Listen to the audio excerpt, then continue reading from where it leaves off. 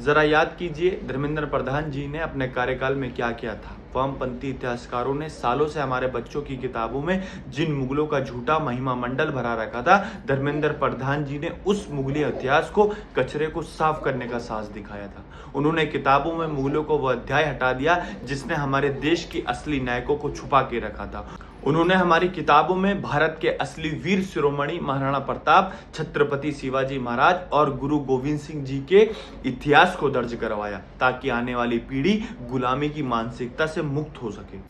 यही नहीं, धर्मेंद्र प्रधान जी ने उस काले सच को भी उजागर किया जिससे कांग्रेस हमेशा भागती रही है। उन्होंने देश को याद दिलाया है कि कैसे 1975 की इमरजेंसी में कांग्रेस ने इस देश को लोकतंत्र की हत्या की थी, कैसे देश की जनता को मौलिक अधिकारों को छीनकर उन्होंने प्रशासनिक और राजनीतिक रूप से नपुंसक बनाने की कोशिश की थी। जो लोग इतिहास के इस काले पन्ने को छुपाना चाहते थे, उन्हें धर्मेंद्र प्रधान जी की राष्ट्रभक्ति चुभ रही थी। शिक्षा प्रणालियों में अगर कोई भी प्रशासनिक कमी थी तो एक्शन उस एजेंसी पर होना चाहिए था।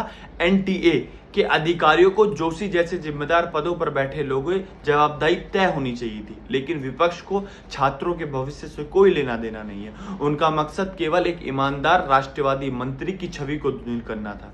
धर्मेंद्र प्रधान ने खुद कहा है, उन्होंने कभी भी जिम्मेदारी से मुंह नहीं मोड़ा, लेकिन विपक्ष ने इस प्रशासनिक मुद्दे को एक राजनीतिक हथियार बना लिया।